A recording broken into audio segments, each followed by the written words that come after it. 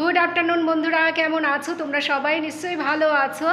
আজকে হলো বৃহস্পতিবার। এখন গুড আফটারনুনই তো বললাম, এখন কিন্তু 12টা 15 বাজে। গুড মর্নিং বলেছে না গুড আফটারনুন বলেছে খেয়াল করতে পারছি না। যাই হোক, এখন 12টা 15 বাজে। তো আজকে সকালের দিকের কাজকর্মগুলো সেরে তারপরে ব্লগটা শুরু করলাম। আর কি আজকে ভাবছি যে বিকেলের দিকে তোমাদের সাথে কিছু আর কি শেয়ার করব, ওই জন্য আজকে আর সকাল থেকে ব্লগটা শুরু করিনি। রান্না কমপ্লিট। কী রান্না করেছি একবার তোমাদেরকে দেখিয়ে দেই। সকালের জন্য পাস্তা করেছিলাম, এইটুকু পাস্তা রয়ে গেছে। অর্জুন বলেছে আমার জন্য এইটুকু রেখে দেবে, আমি বিকেলে খাবো। ওর জন্য যখন আমি পাস্তা চাউমিন করে একটু বেশি করেই করি। আর এই হলো টমেটো দিয়ে মুসুরির ডাল, এটা ডাঁটার শাক, এটা হলো গিয়ে শাপলার বড়া, অনেকটা বড়া হয়েছে। আর করলা সেদ্ধ দিয়েছি, এটা মাখাও হয়ে গেছে। আর এটা হলো সেই ধুন্দুল না কি বলে না, সেই ধুন্দুল ভাজি। এটা খেতে আমার ভালো লাগে না, আমার বরের জন্য করলাম। এবার যেটুকু যা আসল জিনিসটাই তো দেখাইনি। আসল জিনিসটা হলো কাতলা কালিয়া। আমি তো আজকে কাতলা কালিয়া করেছি, বেশ আর কি জুত করে কাতলা কালিয়াটা রান্না করেছি। তো ঘি গরম মশলা দিয়ে আমি কড়াইয়ের মধ্যেই ঢাকা দিয়ে রেখেছি। ওটা এখন আমি একটু গামলায় ঢালি, তারপরে তোমাদেরকে দেখাবো। এই দেখো কাতলা কালিয়া। কৃপা বলল আজকেও কাতলা কালিয়া খাবে। পেঁয়াজ বাটা, টমেটো বাটা, আদা বাটা, তারপরে ঘি গরম মশলা, টক দই সমস্ত কিছু দিয়ে একদম বিয়ে বাড়ির মতো কাতলা কালিয়া রান্না করেছি। তবে ঝোলটা একটু কম রাখলে ভালো হতো, একটু মাখো মাখো থাকলে ভালো হতো।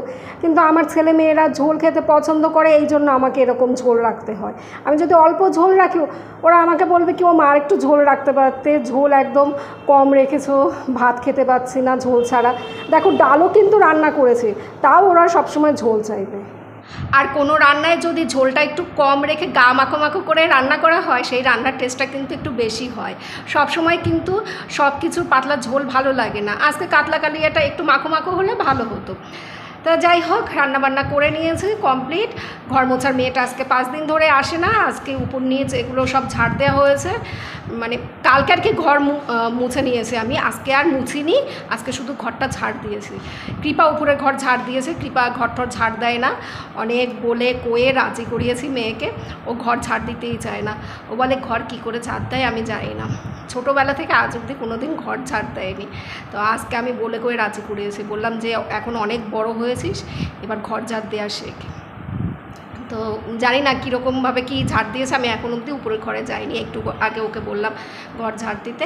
আর আমি নিচের ঘরটা ঝাড় দিয়ে নিয়েছি, কিন্তু আজকে আর মুছিনি। আজকে আর কোনো ঘর মোছা হয়নি। ভাবলাম যে আজকে হয়তো আসবে, আজকে 5 দিন, আজকে হয়তো আসবে, আজকেও আসেনি। অর্জুন পরীক্ষা দিতে আছে, এই এখনই চলে আসবে। 1:45-র সময় পরীক্ষা শেষ হয়। আজকে ওদের বায়োলজি পরীক্ষা। আর এখনও কতগুলো পরীক্ষার বাকি রয়েছে, কালকে আবার কম্পিউটার পরীক্ষা। যাই হোক, আমি এখন ব্লগটা শুরু করে রাখলাম। বিকেলের দিকে ভালো করে তারপর আবার তোমাদের সাথে ব্লগ শেয়ার করব। এখন আর কোনো কিছু শেয়ার করব না। গতকালকেও আমি ভিডিও আপলোড করতে পারিনি, গতকালকে একাদশী করেছিলাম। তো শরীরটা খারাপ লাগছিল, অর্ধেকটা এডিট করার পরে না আর এডিট করতে ইচ্ছে করছিল না। তো সেই জন্য আর ভিডিওটা আপলোড করতে পারিনি। দেখি আজকে ভিডিওটা পারলে আপলোড করে দেব। সেই শনিবার দিনও আপলোড করা হয়নি।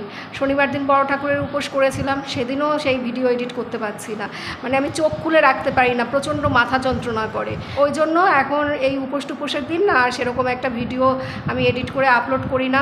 ভিডিওতে ভিউজও নেই, সেই জন্য আর আমার আগের মতো আপলোড করার অত টানও নেই। আর কালকে সাবু খেয়েছিলাম, সাবু কলা এই খেয়েছিলাম, সাবু ভিজিয়ে রেখেছিলাম। তো রুটি ফুটি এসব কিচ্ছু করিনি, ওই সাবু খেয়েছিলাম। আরেকটা কাজ বাকি রয়েছে, এই শাপলার বড়া কয়েকটা আমাকে পাশের বাড়ির সুইটির মাকে দিতে হবে। সেদিন সুইটির মা বলছিল যে এবছর আমার শাপলা খাওয়া হয়নি, ওনাকে কতগুলো বড়া দিয়ে আসি। ওনাদের বাড়িতে বাটি দিলে না, সেই বাটি আর আসেই না, অনেক থালা বাটি জমা হয়ে যায়। আজকে একটা ছোট্ট কাগজের প্লেটে দেবো, শুকনো জিনিস তো, এমনি ওই যে ঠাকুরের প্রসাদ দেই যে প্লেটগুলো রয়েছে না, সেই প্লেটে দেবো। বন্ধুরা, আজকে হলো শুক্রবার সকাল থেকে আবার ব্লগটা শুরু করলাম। কৃপা আজকে মাথায় হেয়ার প্যাক লাগাবে, তো সেটাই তোমাদের সাথে শেয়ার করছি। কারণ পুজো চলে এসেছে, এখন hair care, skin care, shopping এই ধরনের ভিডিওই বেশি আপলোড হবে। ওর মাথায় এখন আমন্ড অয়েল দিয়ে দেব। পাশের দোকান থেকে এই তেলের প্যাকেটগুলো কিনে আনি, কিন্তু এই তেলের গন্ধ না সেরকম একটা ভালো লাগে না, একদমই ভালো লাগে না। কিন্তু আমি বাড়িতে যে আমলা অয়েলটা বানিয়েছিলাম সেটা না শেষ হয়ে গেছে। ট্রেনে এত যাওয়া আসা করি, চোখের সামনে আমলকি দেখতেই পাই না। 2-3 মাস ধরে আমলকি চোখেই পড়ছে না। যখন আমলকির সিজন থাকে তখন ট্রেনে, স্টেশনে, প্ল্যাটফর্মে আমলকি ঢেলে ঢেলে বিক্রি হয়। তো যাই হোক, ওই জন্য আমলা অয়েলটা আর আমি বানাতেও পারছি না। আমলকি ছাড়া তো আর আমলা অয়েল বানানো যাবে না। তো এই কারণে এই আমন্ড অয়েলের তেলের পাতাটা পাশের দোকান থেকে কিনে এনে এখন কাজ চালানো হয়। প্রথমে কৃপার মাথায় আমি তেলটা ভালো করে মাখিয়ে দিলাম। ও এই তেল দিয়ে 3-4 ঘন্টা থাকবে। তারপরে ফ্লেক্সিডটাকে জলে ভালো করে ফুটিয়ে নেবে। ফ্লেক্সিডের বদলে কলাও দেওয়া যেতে পারে, কিন্তু কলাটা বাড়িতে নেই, সেই জন্য ফ্লেক্সিডটাই জলের মধ্যে ভালো করে ফুটিয়ে তারপর ওটা ছাঁকনি দিয়ে ছেঁকে জলটা নেবে। মিক্সিং জারের মধ্যে রয়েছে অ্যালোভেরা জেল। এটা গাছ থেকে নিয়ে এসছে। কালকে রাতে মেথি ভিজিয়ে রেখেছিলাম। মেথি ভেজানো জলটা আর এই মেথিটা দুটোই এই মিক্সিং জারের মধ্যে দেবে, আর এর সাথে দেবে টক দই। বাজারে যে টক দইটা বিক্রি হয় সেটা চুলের জন্য ক্ষতিকারক, সেই দইটা অতটা ভালো হয় না। কিন্তু বাড়িতে যে দই পাতা হয় সেটা চুলের জন্য উপকারী। যদিও আমি এখানে বাজারের টক দইটাই ব্যবহার করেছি, কারণ বাড়িতে আমি সেরকম একটা টক দই পাতি না। 3-4 মাস পর বাজারের টক দই মাথায় একবার লাগালে সেরকম একটা আশা করি ক্ষতি কিছু হবে না। কিন্তু কেউ যদি সপ্তাহে এই টক দই মাথায় দেয় তাহলে সেটা চুলের জন্য ক্ষতিকারক। সমস্ত কিছু ব্লেন্ড করে তার মধ্যে লাস্টে ফ্লেক্সিডের জেলটা মিশিয়ে নিল। তারপরে এর মধ্যে দিল 3-4টে ভিটামিন ই ক্যাপসুল। এই দিয়ে এবার মাথায় প্যাকটা লাগিয়ে 0.5 ঘন্টা থেকে 1 ঘন্টা থাকতে হবে। 0.5 ঘন্টা 1 ঘন্টা পর ভালো করে মাথাটা ধুয়ে শ্যাম্পু করে কন্ডিশনার লাগিয়ে নিতে হবে। এখানে আরেকটা প্যাক তৈরি করছে। এখানে আছে মুলতানি মাটি, কস্তুরি হলুদ। এই দুটো জিনিস টক দইয়ের সাথে ভালো করে মিশিয়ে নেবে। কৃপা আবার এর মধ্যে ভিটামিন ই ক্যাপসুলও অ্যাড করলো। যদিও আমি এইভাবে প্যাক বানাই না, মানে ভিটামিন ই ক্যাপসুল দিয়ে আমি প্যাক বানাই না। রাতের বেলা নাইট ক্রিমের সাথে ভিটামিন ই ক্যাপসুল ব্যবহার করলে সেটা স্কিনের জন্য খুবই ভালো, বা নাইট ক্রিমের পরিবর্তে ভিটামিন ই ক্যাপসুল রাতের বেলা মুখে ব্যবহার করা যেতে পারে। ভীষণ উপকার পাওয়া যায়। আমি ওটাই বেশিরভাগ সময় করে থাকি। রাতের বেলার দিকেই ভিটামিন ই ক্যাপসুলটা দিয়ে তারপরে ঘুমিয়ে পড়ি। তো কৃপা যে প্যাকটা বানিয়েছে এবার সেটা সারা মুখে ব্রাশ দিয়ে মাখিয়ে নিচ্ছে। 10-15 মিনিট পর মুখটা ধুয়ে নেবে। আর মাথায় হেয়ার প্যাক লাগিয়ে তারপর একটা শাওয়ার ক্যাপ দিয়ে ঢাকা দিয়ে রেখেছে, কারণ ওই যে চুলে যেগুলো লাগিয়েছে ওগুলো ফোঁটা ফোঁটা করে জামার উপরে পড়ে, তো সেই জন্য শাওয়ার ক্যাপটা মাথায় লাগিয়েছে। কৃপা যে চুলের জন্য হেয়ার প্যাকটা ইউজ করলো, এটা কিন্তু খুবই ভালো একটা হেয়ার প্যাক। কৃপা তো মাঝে মধ্যেই এটা করে থাকে, আর ওর চুলটা বেশ সিল্কিও হয়। পার্লারে যে সমস্ত হেয়ার প্যাক ব্যবহার করা হয় সেগুলো তো ন্যাচারাল না, সেগুলো চুলের অনেক সময় ক্ষতি করে, আর তাছাড়া অনেক টাকাও খরচা হয়ে যায়। পার্লারে গিয়ে যদি কৃপা হেয়ার স্পা করতো তাহলে তো 1000 থেকে 1200 টাকা খরচা হয়ে যেত। যারা পার্লারে গিয়ে হেয়ার স্পা করবে না তারা বাড়িতে অবশ্যই এটা একটু ট্রাই করে দেখো। তবে ফ্লেক্সিড বা কলাটা কিন্তু দিতেই হবে। ফ্লেক্সিড বা কলা না দিলে কিন্তু চুলটা সিল্কি হবে না। গুড ইভিনিং বন্ধুরা, এখন সন্ধ্যে 7টা বাজে। প্রচণ্ড গরম পড়েছে, গরমের জন্য কিচ্ছু ভালো লাগছে না। আমার সন্ধ্যে পুজো দেওয়া হয়ে গেছে, তারপর জামা কাপড় ভাঁজ করলাম। এখন এই বাইরে যাব আমি আর কৃপা। অর্জুন পড়তে গেছে, তো আমি আর কৃপা একটু বাইরে থেকে ঘুরে আসি, পুজোর বাজার ঘুরে আসি। সেরকম একটা কিছু কেনাকাটার করার নেই, তাও এমনি আমরা আর কি ঘুরতে যাচ্ছি। পুজোর বাজার তো, যদি কিছু পছন্দ হয় তাহলে কিনে নিয়ে আসবো। আমার যদিও এই গরমের জন্য বেরোতে ইচ্ছে করছে না, গরমের কথা মনে পড়লে তখন মনে হয় কি আমি ঘরেই থাকি। কৃপা বললো যে মা চলো একটু ঘুরে আসি। বাজারে তো প্রচণ্ড ভিড়, রাস্তা দিয়ে হাঁটা চলা যাচ্ছে না।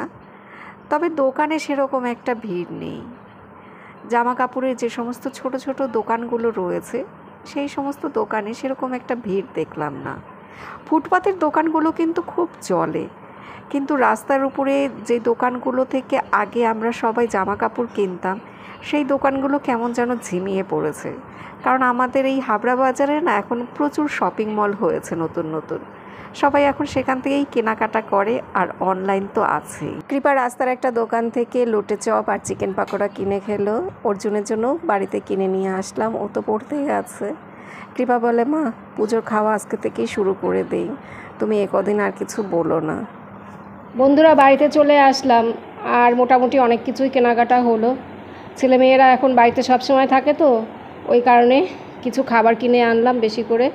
যে ড্রাই কেক, সুইস রোল, এটা হলো ধোসা পাউডার, আর এই যে অর্জুনের জন্য কি চুইংগাম না কি এগুলো, বিস্কুটের packet, paneer bhujia, Little Heart biscuit, এটা কোকোনাট পাউডার, পপকর্ন।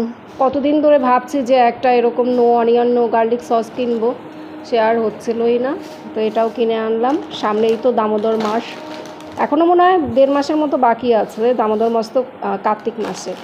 যাই হোক, তখন এটা খাওয়া হয়ে যাবে। এটা চাইনিজ ফ্রাইড রাইস মশলা পাউডার, এটা হলো গিয়ে পাস্তা মশলা চিজ, আর এইটা নিয়ে এসছে এই যে মৌরির প্যাকেট। বাড়িতে ছোট ছোট তাল মিষ্টি রয়েছে, তার মধ্যেই মৌরিটা মিশিয়ে নিবি, বুঝেছিস। আর এটা হলো গিয়ে নোজ স্ট্রিপ, কৃপা নিয়ে এসছে এটা ওর জন্য, রাতের বেলা কৃপা এটা নাকে লাগাবে। এই নে, এবার এগুলো ঠিক করে রেখে দে। আচ্ছা ঠিক। বাড়িতে ছোট ছোট বাচ্চারা থাকলেই তো ওদের যখন তখন খিদে পায়, ওই জন্যই অনেকগুলো খাবার কিনে নিয়ে আসলাম। এগুলো থাকবে ঘরের মধ্যে, যখন ওদের টুকটাক খিদে পাবে সে সময় এগুলো খাবে। আর আমি তো ঘরে এটা ওটা বানাই, তো যখন আমার বানাতে ইচ্ছে করবে না ওদের আর কি কুচখাজ ওই খিদের সময় এগুলো খাবে। তো আরও কিছু জিনিসপত্র এনেছি, সেগুলোও দেখাচ্ছি তোমাদেরকে। টুকটাক কিছু সাজুগুজোর জিনিসপত্র কেনা হয়েছে। কৃপা এই আংটিটা নিয়েছে, এই যে এটা অক্সিডাইসের আংটি, ওর ড্রেসের সাথে ম্যাচিং করে। আমার 2টো অক্সিডাইসের আংটি রয়েছে, তো সেই দুটো নাকি ও এখন খুঁজে পাচ্ছে না। যাই হোক, এটা আবার নিল।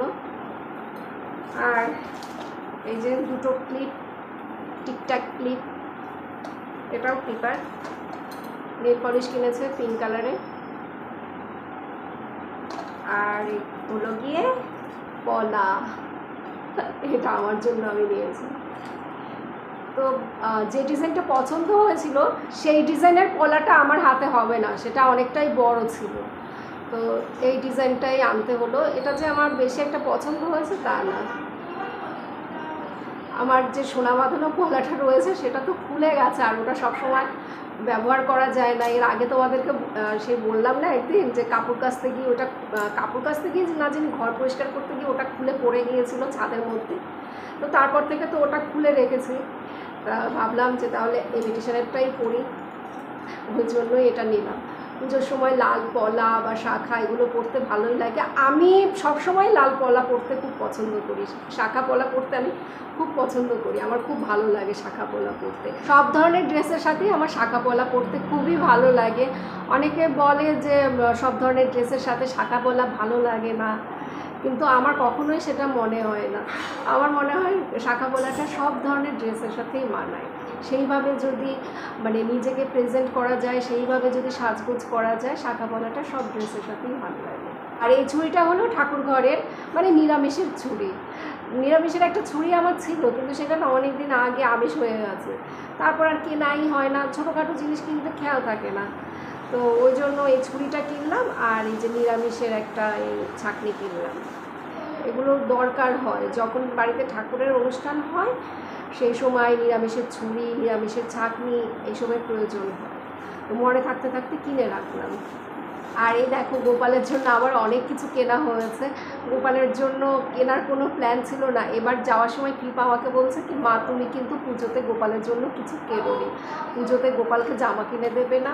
তারপরে গোপালের জন্য এই 2টো জামা নিলাম, এই 2টো ধুতিই নেওয়া হয়েছে। জামা না সেরকম একটা পছন্দ হচ্ছে না, গোপালের ওই টাইপের জামা আছে, তো সেই জন্য এই ধুতিগুলোই নিলাম। এই ধুতিগুলো দেখতে ভালো লাগে, এই 2টো ধুতি নিয়েছি। যখন পড়াবো গোপালকে তখন তোমাদেরকে দেখাবো। আর এই যে কর্পূর নিলাম, এরকম কৌটোর কর্পূর নাকি খুব ভালো, সেই জন্য এই কর্পূরগুলো নিলাম। কৌটো না, এটা করা আর কি, কাগজ লাগানো আছে। তো যখন আমি ঠাকুরঘরে এটা জ্বালাবো তখন তোমাদেরকে দেখাবো, মানে তখন তোমাদেরকে বলবো জিনিসটা ভালো না খারাপ। আমি শুনেছি কৌটোর কর্পূর নাকি ভালো হয়। আর এই যে গোপালের জন্য একটা মুকুট আনা হয়েছে, একটা গোল্ডেন কালারের হার, আর এই যে দুটো কানের দুল। দেখো কানের দুলটা বেশ ভালো, মানে দেখে পছন্দ হয়েছে। এটা কিন্তু সবুজ রঙের, ভালো লাগছে দেখতে। আর হলো গিয়ে এই হাতের চুড়ি, এই যে দুটো হাতের চুড়ি, দুল, হার আর মুকুট তো দেখালাম। অনেক কিছুই গোপালের জন্য কেনা হলো। তো এই হলো যে শপিং। এখন কৃপা নাকে নোজ স্ট্রিপটা লাগাবে। তো এটা নিয়ে ভাই বোনের মধ্যে শুধু কাড়াকাড়ি হচ্ছে। অর্জুন বলে ও এটা নাকে লাগিয়ে দেবে, আর এটা নাকে লাগানোর পরে যদি জোরে টান দেয়া হয় নাকে কিন্তু ভীষণ লাগে। আর অর্জুনের ইচ্ছে নাকের ওই স্ট্রিপটা ও জোরে ধরে টান দেবে, তাতে দিদিভাইয়ের ব্যথা লাগবে আর ওর মজা লাগবে। তো সেই জন্য অর্জুন এটা হাতছাড়া করছে না। আর কৃপা শুধু আমাকে বলছে যে মা দেখো কি করছে, এটা ধরে জোরে টান দেবে, তারপর কিন্তু আমি ব্যথা পাবো। এটা নাকে লাগানোর পরে 15 মিনিট রাখতে হয়, তারপরে আস্তে আস্তে টেনে খুলতে হয়। আমি এগুলো কখনো ব্যবহার করিনি, এগুলো কৃপাই ব্যবহার করে থাকে। আর এই নোজ স্ট্রিপগুলো বেশ ভালোভাবেই ব্ল্যাকহেডসগুলো রিমুভ হয়। আমার সেরকম একটা ব্ল্যাকহেডসের প্রবলেম নেই। আর তাছাড়া আমি তো মাঝে মধ্যেই মুখে এটা ওটা দেই, একটু টক দই আর চালের গুঁড়ো দিয়ে নাকের মাথাটা রাব করে নিই, তাতেই বেশ ব্ল্যাকহেডস রিমুভ হয়ে যায়। ওই দেখো কৃপা কিন্তু অর্জুনের হাত থেকে নিস্তার পায়নি, অর্জুন কিন্তু ঠিক ওটা ধরে জোরেই টান দিয়েছে। আর কৃপার এই যে ব্ল্যাকহেডস বেশ ভালোভাবে রিমুভ হয়ে গেছে। আজকে তোমাদের সাথে ঘরোয়া স্কিন কেয়ার, হেয়ার কেয়ার এগুলো শেয়ার করলাম। তাহলে বন্ধুরা টাটা, বাই বাই। এখনকার মতো ব্লগটা শেষ করছি। তোমরা সবাই ভালো থেকো, সুস্থ থেকো, সাবধানে থেকো।